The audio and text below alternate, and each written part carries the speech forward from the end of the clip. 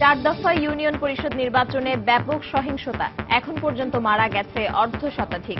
আজ আরো দুজনের মৃত্যু। ব্রাহ্মণবাড়িয়ায় ৩৫টি বাড়িঘরে হামলা, লুটপাট। পার্বত্য চট্টগ্রাম থেকে সেনাবাহিনীর ক্যাম্প পর্যায়ক্রমে সরিয়ে আনার ঘোষণা প্রধানমন্ত্রীর। রাজধানীতে পার্বত্য চট্টগ্রাম কমপ্লেক্সের ভিত্তিফলক উন্মোচন। ষোড়শ সংশোধনী অবৈধ ঘোষণার পর সংসদের প্রতিক্রিয়ায় আদালত অবমাননা হয়নি, মন্তব্য আইনমন্ত্রীর। হাইকোর্টের রায় স্থগিত চেয়ে রাষ্ট্রপক্ষের আবেদন। নারায়ণগঞ্জে ১৪ বছরের এক কিশোরীকে ধর্ষণ চেষ্টায় ব্যর্থ হয়ে গলা কেটে হত্যা, ৩ জনকে আটক করেছে পুলিশ।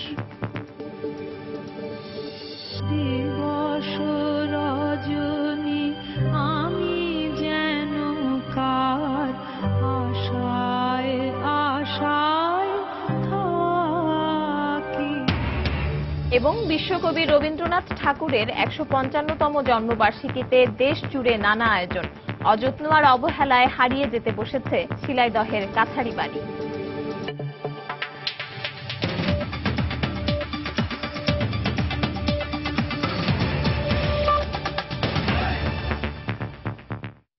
বাংলা সময়ের সঙ্গে আছি আমি সাইফুল রুদ্র এবং আমি পারমিতাহীন।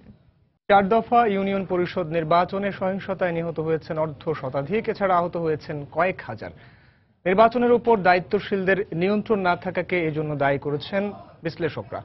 পরবর্তী পর্বগুলোতে সহিংসতা কমাতে নির্বাচন কমিশনকে আরও জোরালো ভূমিকা রাখার আহ্বান জানান তারা। বিস্তারিত মাহমুদ রাকিবের রিপোর্টে। দেশব্যাপী ইউনিয়ন পরিষদ নির্বাচনকে ঘিরে মৃত্যুর মিছিল দিন দিন দীর্ঘ হচ্ছে। তৃণমূল পর্যায়ে ছড়িয়ে পড়ছে সহিংসতা। বেসরকারি সংস্থা সুশাসনের জন্য নাগরিকের তথ্য মতে তৃতীয় দফা ইউপি নির্বাচন পর্যন্ত নিহতের সংখ্যা ছিল ৭১ জন। সদ্য শেষ হওয়া চতুর্থ দফা নির্বাচনেও প্রাণহানি হয়েছে একাধিক ব্যক্তির। অথচ ২০১১ সালের পুরো ইউপি নির্বাচনে নিহতের সংখ্যা ছিল ১০ জনেরও কম। নির্বাচন পর্যবেক্ষকদের মতে নির্বাচন কমিশনের সদিচ্ছার অভাবেই নির্বাচনী হত্যাযজ্ঞ থামছে না। এছাড়া নিজেদের সব দায়িত্ব এড়িয়ে পুলিশের উপর নির্বাচনী দায় ছেড়ে দেওয়ার কারণেও সহিংসতা ছড়িয়ে পড়ছে বলে মনে করেন তারা। নির্বাচনের পুরো প্রক্রিয়ার উপরে কারো কন্ট্রোল নাই। ইলেকশন কমিশন কন্ট্রোল হারিয়েছে, পার্টি কন্ট্রোল হারিয়েছে, অ্যাডমিনিস্ট্রেশন কন্ট্রোল হারিয়েছে। তার কারণ এই যে শাসক দলের ভিতরে যখন এখানে মারামারি হচ্ছে এবং অন্য দল নেই, সেই কারণে তারা কন্ট্রোল করছে না। গণতন্ত্র নিশ্চিত করতে গিয়ে মানুষ প্রাণ হারাবেন, এটা কোনো অবস্থায় কাঙ্ক্ষিত নয়। এমত অবস্থায় আসলে রাষ্ট্র তার দায় এড়াতে পারে না। নির্বাচন কমিশন একটা গা ছাড়াও অবস্থা, যে ঠিক আছে তোমরা মারামারি করতেছো, আমার কি আছে।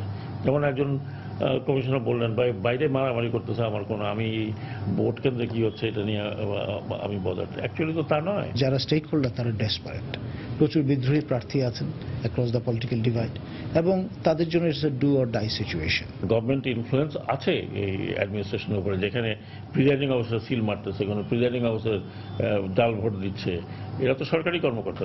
এদিকে নির্বাচনী ট্রাইব্যুনালের অজুহাত দিয়ে প্রার্থীদের অনিয়মের অভিযোগ ইসি আমলে নিচ্ছে না বলে মনে করেন বিশ্লেষকরা। যদিও নির্বাচন পরিচালনা বিধির ৯০ ধারায় বলা আছে, সন্তোষজনক না হলে কমিশন যে কোনো পর্যায়ে নির্বাচন বন্ধ করে দিতে পারবে। প্রথম যখন মারামারি হলো, যে জায়গায় মারামারি হতো ওটা বন্ধ করে দিলে কি হতো, না হয় ১০০টা বন্ধ থাকতো, না ২০০টা বন্ধ থাকতো।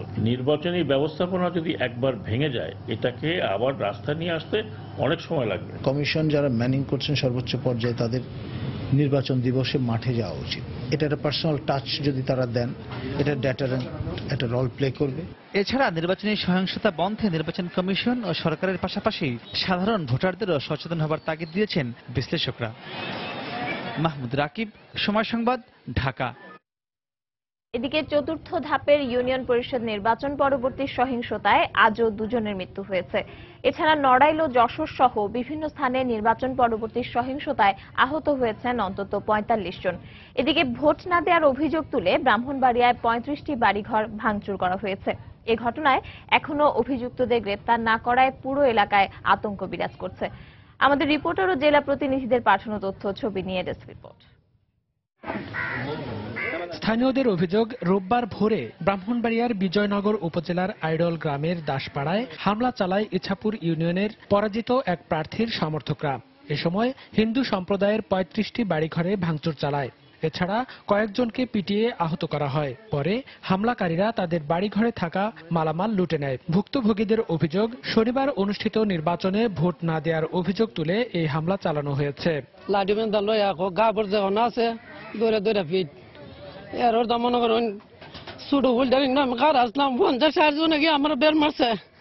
গা ভরে বুট দিছে না, গা ভরে যেহানো ফাঁস বাজারের মাইরে হইছি লাগাই দিছে, যেটারে যেহানো ফাইছে বাড়ি মারে তো বুটলে তারা ঝগড়া করছে করে লুটপাট করে জিনিসপত্র নিছে আমরা বাড়ি ঘরে উঠতে বারাদা কুবাকুবি করতেছে, বাইরে আইতাছে, আমরাও মারতো গেছে, দাও লেগে গেছে, গলা এখন হালাই দুম। খবর পেয়ে দুপুরে ঘটনাস্থল পরিদর্শন করেন বিজয়নগর থানার ওসি ও উপজেলা পূজা উদযাপন পরিষদের নেতৃবৃন্দ। এ সময় পুলিশের পক্ষ থেকে হামলায় জড়িতদের বিরুদ্ধে কঠোর পদক্ষেপ নেওয়ার কথা জানানো হয়। দিনে রাতে 24 ঘন্টা তারা থাকবে, তাদের কোনো রকমের কোনো সমস্যা হবে না। যার আইনগত যে ব্যবস্থা নেওয়ার, সে এখানে যত বড় হোক না কেন, যে দলেরই থাকুক না কেন, আমি তাদের বিরুদ্ধে কঠিন আইনগত ব্যবস্থা গ্রহণ করব। এদিকে রোববার সকালে নড়াইলের সিংগাসোল ইউনিয়নে পরাজিত প্রার্থী খায়রুজ্জামানের সমর্থকদের সঙ্গে জয়ী প্রার্থী সাইফুল ইসলামের কর্মীদের সংঘর্ষ হয়। এতে উভয় পক্ষের অন্তত 15 জন আহত হন। তাদের মধ্যে 4 জনকে খুলনা মেডিকেল কলেজ হাসপাতালে ভর্তি করা হয়েছে। অন্যদিকে নির্বাচন পরবর্তী সহিংসতায় শনিবার রাতে ঠাকুরগাঁওয়ের বালিয়াডাঙ্গি ও গাইবান্ধার সাদুল্লাপুরে 2 জন নিহত হয়েছেন। এছাড়া যশোর ও কুড়িগ্রামে ইউনিয়ন পরিষদ নির্বাচন পরবর্তী সহিংসতায় 17 জন আহত হয়েছেন। মনিরুজ্জামান প্রান্ত, সময় সংবাদ। চট্টগ্রামের হাটহাজারীর 12টি ইউনিয়নে ভোট কারচুপির অভিযোগ এনে পুনরায় নির্বাচন দাবি করেছেন উপজেলা বিএনপির আহ্বায়ক এস.এম. ফজলুল হক। দুপুরে চট্টগ্রাম প্রেস ক্লাবে নির্বাচন পরবর্তী সংবাদ সম্মেলন করে তিনি এই দাবি জানান। প্রায় সবকটি ইউনিয়নে ভোট ডাকাতি হয়েছে এবং প্রত্যেকটা সেন্টারে ব্যালটে কোথাও কোনো পোলিং অফিসারের সাইন নাই। কারণ কোন সেন্টারে দেখা যায় যে একজন প্রার্থী শতকরা 99টি ভোট পেয়েছে, আবার তার প্রতিদ্বন্দ্বী প্রার্থী 2টা হয়তো সেন্টারে স্বাভাবিক ভোট হয়েছে, তিনি সেখানে ফার্স্ট হয়েছেন। সেই জন্যই আমরা পুনর্নির্বাচন দাবি করছি। পার্বত্য চট্টগ্রামে সেনাবাহিনীর 4টি ব্রিগেড রেখে সব ক্যাম্প পর্যায়ক্রমে সরিয়ে আনার ঘোষণা দিয়েছেন প্রধানমন্ত্রী শেখ হাসিনা। শান্তি চুক্তির পুরোপুরি বাস্তবায়নে সব পক্ষকে একসঙ্গে কাজ করার আহ্বান জানান তিনি বলেন, বিএনপি পার্বত্য শান্তি চুক্তির বিরোধিতা করলেও বর্তমান সরকার পার্বত্য এলাকার উন্নয়নে ব্যাপক কাজ করছে। সকালে রাজধানীর বেলি রোডে পার্বত্য চট্টগ্রাম কমপ্লেক্সের ভিত্তি ফলক উন্মোচন করে প্রধানমন্ত্রী বক্তব্য রাখেন। দেশের পার্বত্য চট্টগ্রাম এলাকার অপরূপ নৈসর্গিক দৃশ্য হৃদয় পুলকিত করে সবার। তবে এসব দৃশ্যের অন্তরালে এখানকার অধিবাসীদের জীবনের গল্প খুব সুখকর নয়। দীর্ঘ সংঘাতের পর 1997 সালে শান্তি চুক্তির পর আসে স্থিতিশীলতা। পার্বত্য চট্টগ্রামবাসীর সঙ্গে সমতলের মানুষের পারস্পরিক সাংস্কৃতিক আদান প্রদান ও সাম্প্রদায়িক সম্প্রীতির মেলবন্ধন গড়ে তুলতে রাজধানীর বেইলি রোডে প্রায় 2 একর জমির উপর স্থাপিত হতে যাচ্ছে পার্বত্য চট্টগ্রাম কমপ্লেক্স। রোববার এই কমপ্লেক্সের ভিত্তিফলক উদ্বোধন করেন প্রধানমন্ত্রী শেখ হাসিনা। পরে প্রধানমন্ত্রী তার বক্তব্যে বলেন, বিভিন্ন পক্ষের বিরোধিতার পরেও যে শান্তি চুক্তি হয়েছে তার পূর্ণাঙ্গ বাস্তবায়ন করা হবে। শান্তি চুক্তির প্রায় অধিকাংশ ধারা কিন্তু আমরা বাস্তবায়ন করেছি, যেটা হচ্ছে ভূমি সংস্কার কমিশন গঠন করা হচ্ছে বারবার, কিন্তু এই কমিশনের কাজটা খুব ঠিকমতো এগোচ্ছে না। সেখানে একটু দ্বিধাদ্বন্দ্ব রয়েছে। আমি এখানে সত্যবাবু আছেন, সবাইকে বলবো যে 2 পক্ষই বসে সেটা ঠিক করতে হবে। 97 সালের 2রা ডিসেম্বর শান্তি চুক্তি করি, বিএনপির পক্ষ থেকে হরতাল ডাকা হয়, আহ্বান করা কেউ যেন অস্ত্র সমর্পণ না করে। যার বক্তব্যই ছিল যে শান্তি চুক্তি হলে ফেনী থেকে পার্বত্য চট্টগ্রাম এই জায়গা ভারতের হয়ে যাবে। তখন আমি একটা প্রশ্ন রেখেছিলাম, কারণ বিএনপির নেত্রী তখন ওই ফেনী থেকে নির্বাচিত সংসদ সদস্য। তাই আমি বললাম যে ফেনী পর্যন্ত যদি ভারত হয়ে যায় ভালোই তো, আপনি তাহলে ভারতের পার্লামেন্টে যে ওখানকার সদস্য হবেন, তখন আর বাংলাদেশে থাকবে না। তা আপনি কি সেটাই নিচ্ছেন? কারণ ভারতে তার জন্মভূমি। অনুষ্ঠানে পার্বত্য এলাকা থেকে পর্যায়ক্রমে সেনাবাহিনী প্রত্যাহারের ঘোষণা দেন প্রধানমন্ত্রী। সামান্য কিছু আছে, 4টা জায়গায় 4টা থাকবে, ব্রিগেড থাকবে, তাছাড়া বাকি আমরা তুলে নিয়ে আসবো এবং সেজন্য সেই লক্ষ্য নিয়ে আমরা রামমতে একটা সেনা নির্বাস করে দিয়েছি।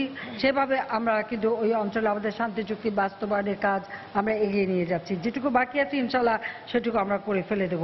পার্বত্য চট্টগ্রাম বিষয়ক মন্ত্রণালয়ের অধীনে 106 কোটি টাকা ব্যয়ে নির্মিতব্য এই কমপ্লেক্সের কাজ 2018 সালের জুন মাসের মধ্যে শেষ করার তাগিদ দিয়েছেন প্রধানমন্ত্রী। নিজেদের মেইন স্ট্রিমে না নিয়ে ইজাদ শৌমিক, সময় সংবাদ, ঢাকা। সংবিধানের ষোড়শ সংশোধনী অবৈধ ঘোষণার পর সংসদে দেয়া প্রতিক্রিয়ায় আদালত অবমাননা হয়নি বলে মন্তব্য করেছেন আইনমন্ত্রী আনিসুল হক। এতে সংসদ ও আদালতের মধ্যে কোনো সংকট সৃষ্টি হয়নি বলেও মন্তব্য করেন তিনি।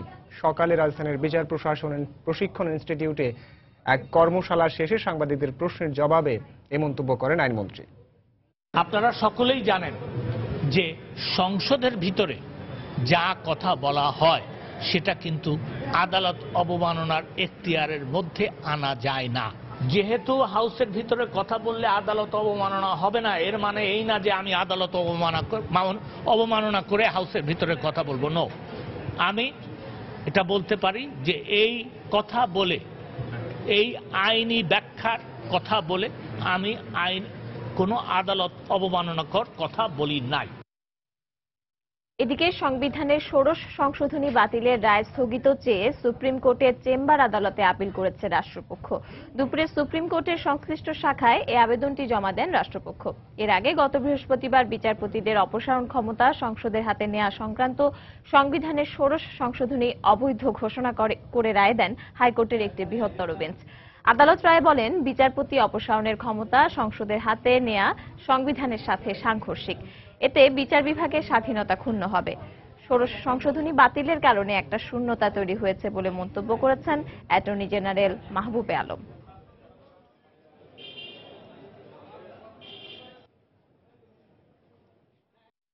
হাইকোর্টের রায়ের বিরুদ্ধে আর কোনো লিভ পিটিশনের করার দরকার হবে না।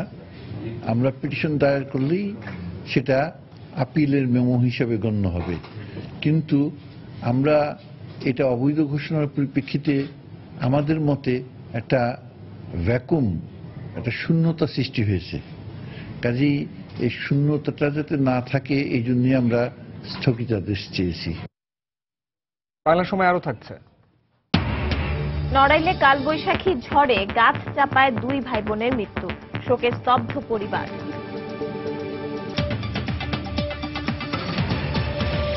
তিমির রাতের অগ্রহায়ণে নয়, সোনার আশ্বিনে নয়, ফুল রাগানো ফাগুনেও নয়, এই খরক্ষিপ্র বৈশাখে তার জন্ম।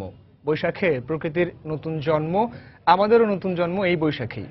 আজ 25শে বৈশাখ বিশ্বকবি রবীন্দ্রনাথ ঠাকুরের 155তম জন্মবার্ষিকী। কবির জন্মতিথিতে তার সৃষ্ট গান দিয়েই তাকে আপন করে পাওয়ার আয়োজন সাজিয়েছেন তরিকুল ইসলাম সৌরভ।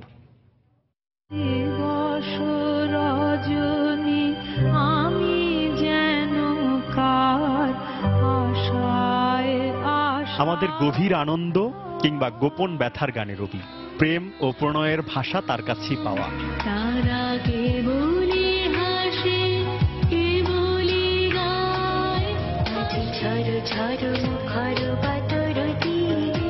রবীন্দ্রনাথ সুরের ভিতরে চিত্র, চিত্রের ভিতরে সূক্ষ্ম উপাদান দিয়ে বাংলার ঋতু বৈচিত্র্যকে সাজিয়েছেন। মায়ার কুজ্ঝটি জাল জাগ দূরে জাগ জাগ জাগ। বাংলা গানের নিজস্ব রঙে রাঙা একটি স্বতন্ত্র ধারা প্রতিষ্ঠা করেছেন রবীন্দ্রনাথ। শুধু রাগ রাগিনী নয়, বিশ্বের নানা ধারার সঙ্গীত আমদানি করে বাংলা গানকে সমৃদ্ধ করেছেন তিনি। গানকে ধাবিত করেছেন পরম সৌন্দর্যের দিকে।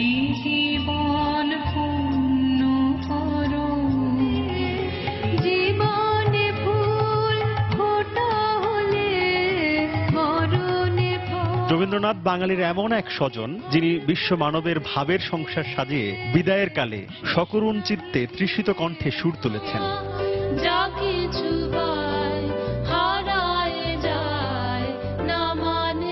মানুষের মর্মে ও মজ্জায় প্রাণলক্ষ্মী আজ নির্বাসিতা। তাই এই শিল্পী মনে করেন, সভ্যতার সংকটের এই কালে রবীন্দ্রনাথই হতে পারেন আমাদের আশ্রয়।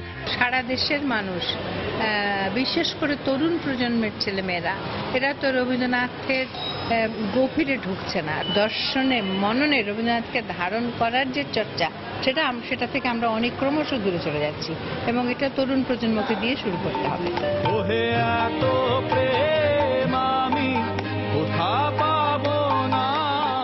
দিনক্ষণের তিথি মেপে নয়, রবীন্দ্রনাথ জন্ম নেন প্রতিদিনই মানুষের অন্তরে। তাই তো রবিকে স্মরণ করি আজ এই নিদারুণ দুর্দিনে, জানি জীবনের জয় হবেই।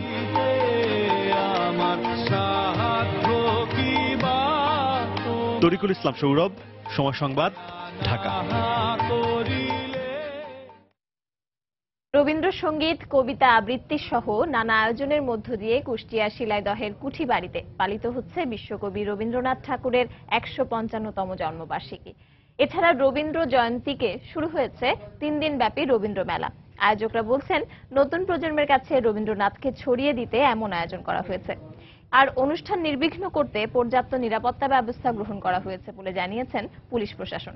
কুষ্টিয়া শিলাইদহ থেকে সাইফুর রহমান রকির রিপোর্ট। বিশ্বকবি রবীন্দ্রনাথ ঠাকুরের ১৫৫তম জন্মবার্ষিকী উপলক্ষে কুষ্টিয়া জেলা প্রশাসনের পক্ষ থেকে ৩ দিনব্যাপী মেলার আয়োজন করা হয়েছে। রোববার সকাল 10টার দিকে এ মেলার উদ্বোধন করা হয়। এ সময় প্রশাসনের ঊর্ধ্বতন কর্তা ব্যক্তিরা উপস্থিত ছিলেন। এ সময় আরও উপস্থিত ছিলেন রবীন্দ্র ভক্তরা। এর পরপরই নৃত্যানুষ্ঠান, রবীন্দ্র সঙ্গীতানুষ্ঠান পরিবেশন করা হয়। 3 দিন ব্যাপী এই মেলা চলবে সকাল 10টা থেকে রাত 11টা পর্যন্ত। তার গীতাঞ্জলি, যেটা সে নোবেল প্রাপ্ত হয়েছিলেন, সে তার বেশিরভাগ লেখনী কিন্তু এই শিলাইদহ কুটি বাড়িতে বসে তার রচনা। মনের টানে রবীন্দ্রনাথকে ভালোবেসে আসি এবং এই অনুষ্ঠান করি। আসলে রবীন্দ্রনাথ তো রবীন্দ্রনাথই, তাকে তো আর নতুন করে আমরা সেভাবে বলতে পারবো না, যেহেতু আমরা নতুন প্রজন্ম। যতটুকু দেখছি খুব ভালো লাগছে।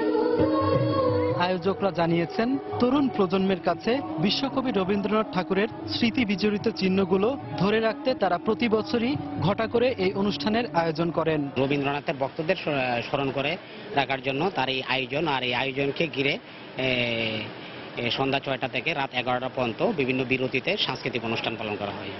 এতে করে রবীন্দ্র ভক্তরা উৎসাহিত হয় এবং দলে দলে এই অনুষ্ঠানে যোগদান করে। আর আইন শৃঙ্খলা রক্ষাকারী বাহিনীর সদস্যরা বলছেন, এই অনুষ্ঠানকে ঘিরে 3 স্তরের নিরাপত্তা ব্যবস্থা নেওয়া হয়েছে। এখানে সাদা পোশাকে এবং ট্রাফিকি ব্যবস্থা করা হয়েছে, যাতে 3 দিনে জনসাধারণ সুন্দরভাবে এই অনুষ্ঠানটা উপভোগ করতে পারে। কুষ্টিয়ার রবীন্দ্রনাথের কুঠিবাড়ি থেকে সাইফুর রহমান রকি, সময় সংবাদ। দর্শক, সহকর্মী সাইফুর রহমান রকি এখনো কুষ্টিয়া শিলাইদহে আছেন এবং তিনি কুঠিবাড়ির আয়োজন সম্পর্কে আমাদেরকে এখন জানাবেন। চলে যাচ্ছি তার কাছে। রকি। পারমিতা, আপনি জানেন যে আজ বিশ্বকবি কবি রবীন্দ্রনাথ ঠাকুরের ১৫৫তম জন্মবার্ষিকী। এ উপলক্ষে কুষ্টিয়ার কুমারখালীতে কুঠিবাড়িতে বিভিন্ন প্রোগ্রামের আয়োজন করা হয়েছে। মূলত জেলা প্রশাসনের পক্ষ থেকে এই প্রোগ্রামগুলোর আয়োজন করা হয়েছে। পর্যন্ত পরিবেশন করা হবে বিভিন্ন সঙ্গীতানুষ্ঠান রবি ঠাকুরের। তো এভাবে রবি ঠাকুরকে স্মরণ করছে রবি ভক্তরা এবং কুষ্টিয়াবাসী সহ সারা দেশবাসী। তো আমি এটি একটু দেখানোর চেষ্টা করব। এরপরে কিন্তু একের পর এক সঙ্গীতানুষ্ঠান এখানে কিন্তু প্রদর্শিত হচ্ছে। এখানে এখনো কয়েকজন বাচ্চা, তারা হচ্ছে সুদের শিল্পীরা এখানে রবীন্দ্র ঠাকুরের বেশ কিছু গান পরিবেশন করছিলেন। এখনো এই পরিবেশনগুলো তারা করবেন। আমি কিছু তথ্য দিয়ে রাখি যে আসলে এই অনুষ্ঠানে উদ্বোধন করেছিলেন সকাল 10টায় বিভাগীয় কমিশনার আব্দুল সামাদ। কিছু তথ্য আপনাকে দিয়ে রাখি যে আসলে এই অনুষ্ঠানে উদ্বোধন করেছিলেন সকাল 10টায় বিভাগীয় কমিশনার আব্দুল সামাদ। এ সময় জেলা প্রশাসক বেলাল হোসেন ছিলেন তথ্যগত বিভাগের মহাপরিচালক আলতাফ হোসেন সহ প্রশাসনের ঊর্ধ্বতন কর্তা ব্যক্তিরা। এখানকার আয়োজকরা বলছেন, তারা প্রতি বছরই এই অনুষ্ঠানটির আয়োজন করে থাকে ঘটা করে। আসলে তো রবীন্দ্রনাথের এই স্মৃতিকে ধরে রাখতে, রবি ঠাকুরের এই মাহাত্ম্যকে ধরে রাখতে তারা মূলত এই অনুষ্ঠানটির আয়োজন করে থাকেন। এছাড়া রবীন্দ্রনাথ ঠাকুর বেশ কিছু 52টি কাব্যগ্রন্থ রচনা করেছিলেন। তার জীবদ্দশা 38টি নাটক রচনা করেছিলেন, 13টি উপন্যাস, 36টি প্রবন্ধ, 96টি ছোট গল্প রচনা করেছিলেন।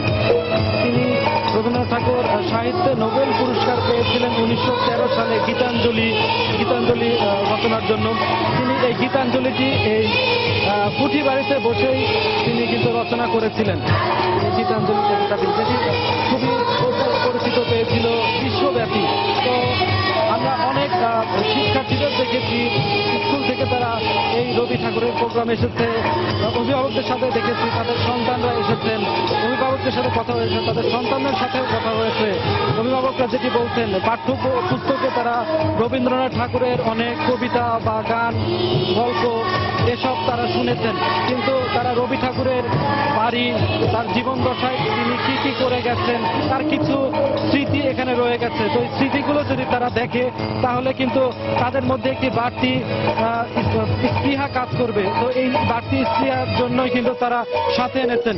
এবং সন্ধ্যা হচ্ছে, যত বাড়ছে, বেলা যত বেড়েছে, আমরা দেখেছি যে রবীন্দ্রনাথ ঠাকুরের ভক্তদের সংখ্যাও কিন্তু ঠিক ততই বেড়েছে। এখন কিন্তু এই মাঠ পুরোটাই ভরে গেছে এবং 3 দিন ব্যাপী চলবে এই অনুষ্ঠান, এমনটি বলছেন এর আয়োজকরা। সকাল 10টা থেকে শুরু হয়ে প্রতিদিন রাত 11টা পর্যন্ত চলবে সাংস্কৃতিক অনুষ্ঠান এখানে। তো এই ছিল পারমিতা আমার কাছে কুষ্টিয়ার কুমারখালী থেকে এখন পর্যন্ত রবীন্দ্রনাথ ঠাকুরের সাংস্কৃতিক অনুষ্ঠানের খবর। সহকর্মী সাইফুর রহমান রকি আমাদের সাথে যোগ দিয়েছিলেন এবং আমরা দেখছিলাম রবীন্দ্র মেলার যে আয়োজন শিলাইদহে চলছে কুঠিবাড়িতে, তারই এখনকার আয়োজন তাই দেখছিলাম আমরা সরাসরি। নারায়ণগঞ্জের কাঁচপুরে ধর্ষণ চেষ্টায় ব্যর্থ হয়ে মেঘলা নামে 14 বছরের এক কিশোরীকে গলা কেটে হত্যা করেছে দুর্বৃত্তরা। ভোর 5:30টার দিকে গার্মেন্টসে যাওয়ার পথে এই ঘটনা ঘটে। হত্যার সাথে জড়িত সন্দেহে 3 জনকে আটক করেছে পুলিশ। নিহত মেঘলার মা জানান, প্রতিদিনের মতোই সকালে গার্মেন্টসে কাজে যাওয়ার জন্য বের হয় মেঘলা। এ সময় তিনি কিছুটা পথ এগিয়েও দেন। পরে 4 যুবক মেঘলাকে জোর করে তুলে নিয়ে ধর্ষণের চেষ্টা চালায়। এক পর্যায়ে তার গলায় ধারালো অস্ত্র দিয়ে আঘাত করে তারা। এ সময় রক্তাক্ত অবস্থায় মায়ের কাছে ফিরে আসে সে। পরে গুরুতর অবস্থায় ঢাকা মেডিকেল কলেজ হাসপাতালে মেঘলাকে নেওয়া হলে চিকিৎসকরা তাকে মৃত ঘোষণা করেন। হত্যার সাথে জড়িতদের ধরতে অভিযান চালাচ্ছে পুলিশ।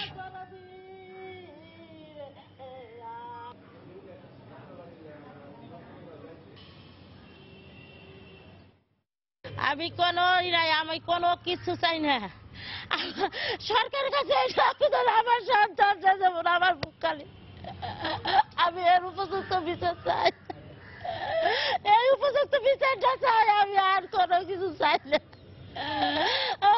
আমার 14 বছরের মেয়ে নিষ্পাপ, ডিউটিতে যায়, ডিউটিতে আসে, ওই যে ঘরে থাকে, আমার মারে কেউ চেহারা দেয় না। গার্মেন্টসে যাওয়ার পথে ওখানে 4-5 জন স্থানীয় দুষ্কৃতিকারী ধাওয়া করে একটা বাড়ির সামনে নিয়ে যায়। মেয়েটা বাধা দেওয়ার চেষ্টা করে, এক পর্যায়ে মেয়েটার গলায় তারা ছুরিকাঘাত করে। আমরা ইতিমধ্যে একজনকে আটক করতে সমর্থ হয়েছি, যার জামায় রক্তের দাগ পাওয়া গেছে। এছাড়াও আমরা আরো 2 জনকে জিজ্ঞাসাবাদের জন্য নিয়ে আসছি। গাজীপুরে দুর্বৃত্তদের ছুরিকাঘাতে নার্সিং ইনস্টিটিউটের এক শিক্ষার্থী মারাত্মক আহত হয়েছেন। সকালে শহরের তেলিপাড়া এলাকায় এই ঘটনা ঘটে। স্বজনদের অভিযোগ, পারিবারিক কলহের জের ধরে সকালে ফাতেমাকে ছুরিকাঘাত করে এসিড নিক্ষেপ করে তার স্বামী। খবর পেয়ে পুলিশ ঘটনাস্থলে গিয়ে ফাতেমাকে উদ্ধার করে শহীদ তাজউদ্দিন মেডিকেলে পাঠায়। পরে উন্নত চিকিৎসার জন্য তাকে ঢাকা মেডিকেলে পাঠান কর্তব্যরত চিকিৎসক। এই ঘটনায় জড়িত থাকার অভিযোগে স্থানীয় জনতা লিটনকে ধরে গণপিটুনি দিয়ে পুলিশে সোপর্দ করে। ফাতেমা রয়্যাল ডিপ্লোমা ইনস্টিটিউটের ছাত্রী বলে জানা গেছে।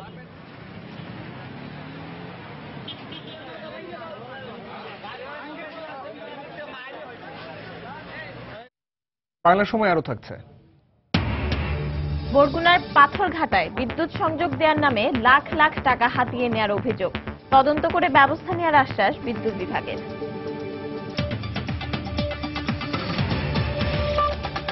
নড়াইলে কালবৈশাখী ঝড়ে গাছপালা পড়ে 2 ভাই বোনের মৃত্যু হয়েছে। শনিবার রাতে সদর উপজেলার বাগডাঙ্গা এলাকায় এই ঘটনা ঘটে। স্থানীয়রা জানান, কালবৈশাখী ঝড়ে নবাবুদ্দিন মিনার ঘরের উপর চাপা পড়ে একটি মেহগনি গাছ। এতে ঘরটি দুমড়ে মুচড়ে যায়। এ সময় ঘরের অন্যান্যরা বেরিয়ে যেতে সক্ষম হলেও খাটের উপরে থাকা পিয়ারি ও আলফাজ ঘটনাস্থলে নিহত হয়। এই ঘটনায় এলাকায় শোকের ছায়া নেমে এসেছে। এছাড়া ঝড়ে এলাকার বেশ কিছু বাড়িঘর ও গাছপালা ভেঙে পড়া সহ ফসলি জমির ব্যাপক ক্ষয়ক্ষতি হয়েছে।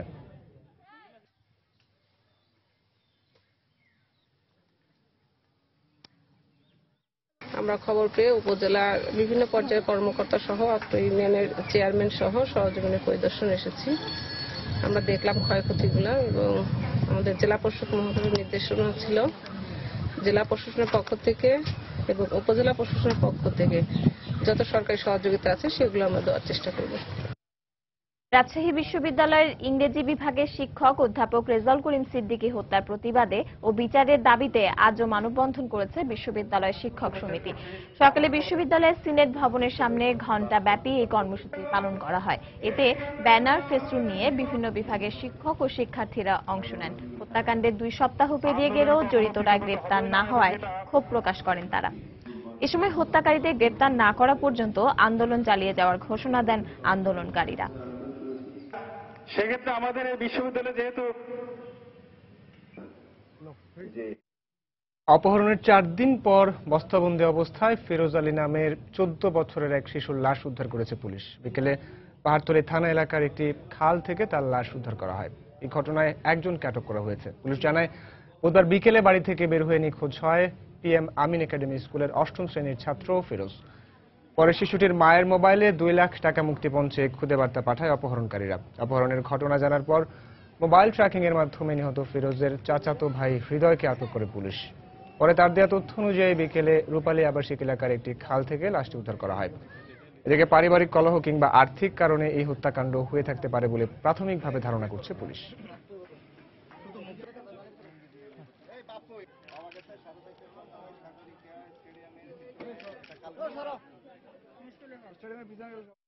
আমার ছেলে খুব ভালো, সবাই ভালোবাসে, পড়াতে জানো না, এতটুক থেকে একা একা বড় হয়েছে। আমি জানি না আমার শত্রুকে হারিয়ে গিয়েছিল, তাকে হত্যা করা হয়েছে এবং হত্যা প্রেক্ষিতে হত্যাকারীকেও আমরা শনাক্ত করতে পেরেছি।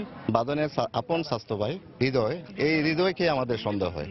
সন্দেহ হওয়ার পর কৌশলে আমরা ডিবি পুলিশের সহায়তা তাকে ডিবি হেফাজতে নিয়ে মোবাইল ট্রেকিং এর মাধ্যমে তার মোবাইল যেটা ছিল ব্যবহার করত, ওখানে দেখি যে মূলত যে মেসেজগুলি টাকার জন্য দেওয়া হতো এগুলো ওই হৃদয়ে দিত। পরে সে এক পর্যায়ে স্বীকার করছে। নোয়াখালীতে সরকারি জমি দখল করে গড়ে ওঠা একটি পার্ক ভেঙে দিয়েছে জেলা প্রশাসন। সকালে নির্বাহী ম্যাজিস্ট্রেট সমর কুমার পালের নেতৃত্বে মাঝিদি বড়দিঘির দক্ষিণ পাড়ে গণপূর্ত বিভাগের জমি দখল করে অবৈধভাবে গড়ে ওঠা আলিফ ডেভেলপ ফাউন্ডেশনের ড্রিম পার্ক ভেঙে ফেলা হয়। এ সময় গণপূর্ত বিভাগের নির্বাহী প্রকৌশলী সহ প্রশাসনের ঊর্ধ্বতন কর্মকর্তারা উপস্থিত ছিলেন। পার্কের জন্য শত বছরের ঐতিহ্য বড় দিঘির সৌন্দর্যহানির পাশাপাশি জেলা সাংস্কৃতিক কর্মকাণ্ডের মুক্ত প্রাঙ্গণ সংকুচিত হয়ে পড়েছে। এ কারণে দীর্ঘদিন ধরে স্থানীয়রা আন্দোলন করে আসছিলেন। এরই প্রেক্ষিতে পার্কের কাজ বন্ধের জন্য হাইকোর্টে রিট করা হয়।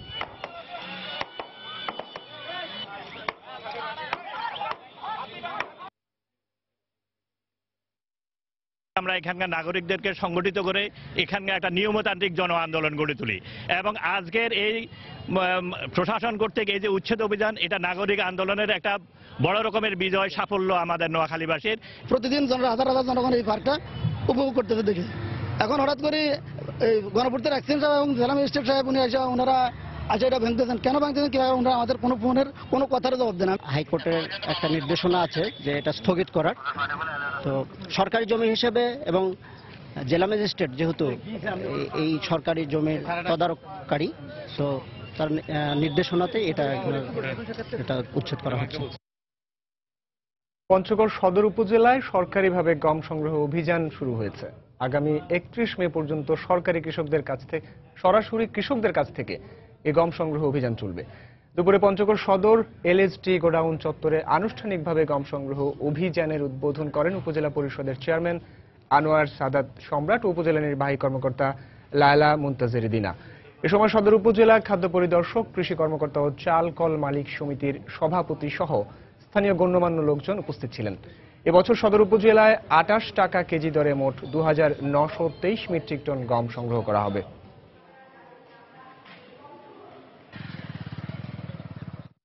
বরগুনায় পাথরঘাটা উপজেলার কয়েকটি গ্রামে নতুন বিদ্যুৎ সঞ্চালন লাইন নির্মাণের নামে গ্রাহকদের কাছ থেকে লাখ লাখ টাকা হাতিয়ে নিয়েছে একটি মহল। বছরের পর বছর ঘুরেও বিদ্যুৎ বা টাকা কিছুই পাচ্ছেন না প্রতারিতরা। তবে বিদ্যুৎ বিভাগ বলছে, অভিযোগ পাওয়ার পর ঘটনার সত্যতা তদন্তে কাজ শুরু করেছেন তারা। এম.এ. আজিমের তথ্য, SM সিফাতের ক্যামেরায় ডেস্ক রিপোর্ট।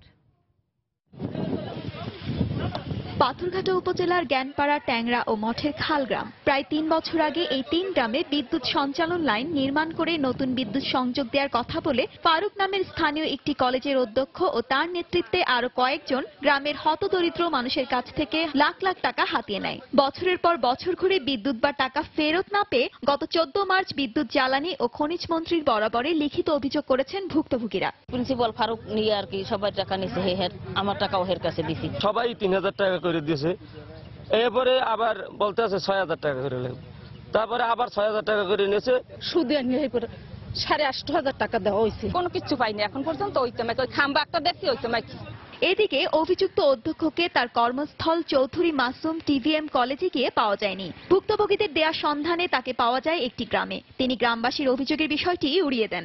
তাদের ব্যক্তিগত রেসের কারণে বিষয়টা এমন ভাবে হয়েছে যে তারা অনেকেই এখন বলে যে হাসতে হাসতে আসলে আমরা এই অভিযোগটা দিয়েছি, আসলে আমার প্রতি কোনো তাদের অভিযোগ নাই। আপনি এই এলাকার মানুষের কাছে জিজ্ঞাসা করতে পারেন যে আসলে এই গরিব মানুষের টাকা আমার পেটে যাওয়ার মতন মানুষ আমি কিনে। এদিকে পাথরঘাটা উপজেলায় পিরোজপুর এরিয়া অফিসেও পাওয়া যায়নি কাউকে। তবে পল্লী বিদ্যুৎ সমিতির পিরোজপুর জেলার মঠবাড়িয়া জোনাল অফিসের ডেপুটি জেনারেল ম্যানেজার জানান, অভিযোগের প্রেক্ষিতে তদন্ত চলছে। আমরা অভিযোগটি পেয়েছি, এটা ডাকের মাধ্যমে বা পোস্টে, এবং অভিযোগের প্রেক্ষিতে আমরা ইতিমধ্যে তদন্ত কাজ শুরু করেছি। তদন্ত প্রক্রিয়াধীন আছে। এটা দোষী সাব্যস্ত হলে নিশ্চয়ই আইনানুগ ব্যবস্থা নেওয়া হবে। 2012 সালের শুরুর দিকে 3টি গ্রামে 210 জন মানুষের কাছ থেকে মোট 24,46,500 টাকা হাতিয়ে নেয় অধ্যক্ষ ফারুক ও তার সহযোগীরা। সময় সংবাদ, বরগুনা। আবারও জন্মবার্ষিকী উদযাপনের খবর। কবিতা, গান ও আলোচনা সভা সহ নানা আয়োজনের মধ্য দিয়ে দেশের বিভিন্ন স্থানে উদযাপন করা হচ্ছে বিশ্বকবি রবীন্দ্রনাথ ঠাকুরের 155তম জন্মবার্ষিকী। কবিভক্তরা বলছেন 21 শতকের আধুনিকতাও উপলব্ধি করতেন রবীন্দ্রনাথ। আমাদের ব্যুরো রিপোর্টার ও জেলা প্রতিনিধিদের পাঠানো তথ্য ও ছবি নিয়ে ডেস্ক রিপোর্ট।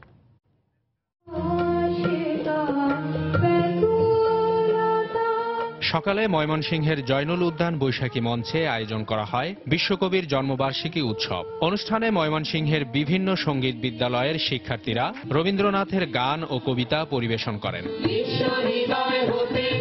এ সময় রবীন্দ্র অনুরাগীরা উপভোগ করেন রবি ঠাকুরের কবিতা ও সঙ্গীত আয়োজন। এছাড়া ময়মনসিংহ শিল্পকলা একাডেমিতে আয়োজন করা হয় সাংস্কৃতিক অনুষ্ঠানের। এ সময় 21 শতকেও কবিগুরুকে সমান আধুনিক বলে দাবি করেন ভক্তরা। কবিগুরু রবীন্দ্রনাথ ঠাকুরের এই সৃষ্টি নিয়ে আমরা প্রতিনিয়ত কাজ করছি। এই যে আগামী দিন 21 শতকের যে আধুনিকতা, এই আধুনিকতার মধ্যেও আমরা দেখছি যে রবীন্দ্রনাথ কিন্তু আমাদের দিক থেকেও আমাদের অনেক দূর এগিয়ে নিয়ে যাচ্ছেন। তিনি কিন্তু অনেক আধুনিক, চির আধুনিক। সিলেটে আলোচনা সভার মধ্য দিয়ে শুরু হয় এমসি কলেজে কবিগুরুর জন্মবার্ষিকী উৎসব। এ সময় কলেজের শিক্ষক, শিক্ষার্থী সহ রবীন্দ্র ভক্ত বিভিন্ন শ্রেণী পেশার মানুষ উপস্থিত ছিলেন। পরে রবি ঠাকুরের কবিতা, গান ও নৃত্য পরিবেশিত হয়। এতে অংশ নেয় বিভিন্ন স্কুল কলেজের শিক্ষার্থীরা। এছাড়া সিরাজগঞ্জ ও নওগাঁ সহ দেশের বিভিন্ন স্থানে বর্ণিল আয়োজনের মধ্য দিয়ে উদযাপন করা হয় বিশ্বকবির জন্মবার্ষিকী উৎসব। সাবিত সারোয়ার, সময় সংবাদ। চট্টগ্রামে থিয়েটার ইনস্টিটিউটে কবিগুরুর জন্মবার্ষিকী উপলক্ষে আয়োজন করা হয়েছে রবীন্দ্রনাথের কবিতা পাঠ উৎসব। চলুন দেখে আসি তার কিছু অংশ। মৃত্যুকে কে করে অস্বীকার, কেহ বলি মিথ্যা কথা, জীবনেরই জয় জয়কার। তর্ক বাড়ে, ক্ষুব্ধ হয় দ্বন্দ্বের কুজ্ঝটি, মৃত্যুর ভ্রুকুটি প্রাণে তোলে শঙ্কার উদ্রেক। তারপর অনেক তর্কের শেষে কেটে গেলে অনেক প্রহর অবশেষে, নানা দৈন্য, নানা ত্রাস, নানা লজ্জা কাটায় অক্লেশে তুমি এলে হে অবিনশ্বর। শান্ত হলো ঝড়, জীবনের হলো অভিষেক। মনে হলো মৃত্যু, সে তো মৃত্যু নয় আর, মানুষেরই পাপ আর মানুষেরই অন্ধ অত্যাচার। মৃত্যু হয়ে দিকে দিকে বাড়াই সন্ত্রাস 12 মাস। মনে হলো সকলের ঊর্ধ্বে যাহা শ্রেষ্ঠ রাজযোগ, সে অমৃত যোগ। তাই আজ আকাশের খোলা রোদে খেলা করে সাতরঙা পাখার পালক, মনে হয় সব আছে, তুমি আছো, আমি আছি, আর আছে এ অমৃত লোক। কবিগুরুর জন্মবার্ষিকী উপলক্ষে চট্টগ্রামে কবিতা পাঠের উৎসবে আমরা এতক্ষণ ছিলাম সরাসরি। বর্ণাঢ্য র্যালি ও আলোচনা সভা সহ নানা আয়োজনে দেশের বিভিন্ন স্থানে পালিত হয়েছে বিশ্ব রেড ক্রস ও রেড ক্রিসেন্ট দিবস। দিবসটি উপলক্ষে ব্রাহ্মণবাড়িয়া উচ্চ বিদ্যালয় থেকে একটি বর্ণাঢ্য র্যালি বের করা হয়। এতে অংশ নেন বিভিন্ন স্কুল কলেজের শিক্ষক শিক্ষার্থীরা। র্যালি শেষে আলোচনা সভার আয়োজন করা হয়।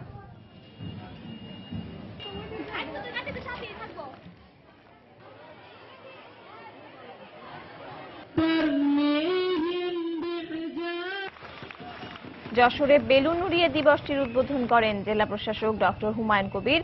পরে বিভিন্ন শিক্ষা প্রতিষ্ঠানের শিক্ষার্থীদের অংশগ্রহণে একটি র্যালি বিভিন্ন সড়ক প্রদক্ষিণ করে।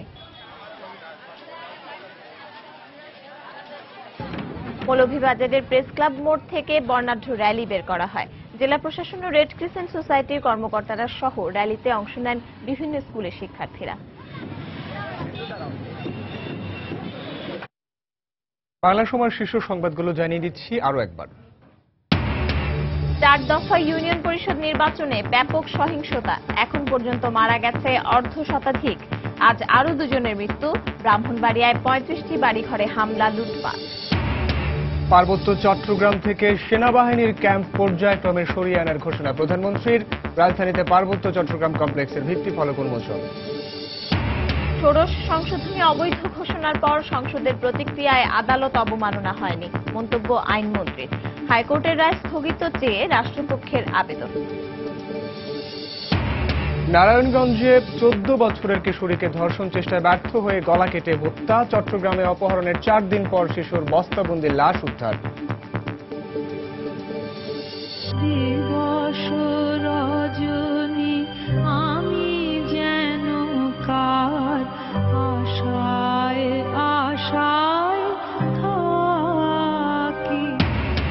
এবং বিশ্বকবি রবীন্দ্রনাথ ঠাকুরের 155তম জন্মবার্ষিকীতে দেশ জুড়ে নানা আয়োজন। অযত্ন আর অবহেলায় হারিয়ে যেতে বসেছে শিরাইদহের কাছারি বাড়ি।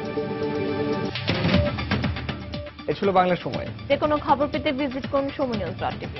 এছাড়া এইমাত্র পাওয়া খবর আপনার মোবাইলে পেতে এসএমএস করুন *SN লিখে পাঠিয়ে দিন 1624 নম্বরে। সঙ্গে থাকুন সময়।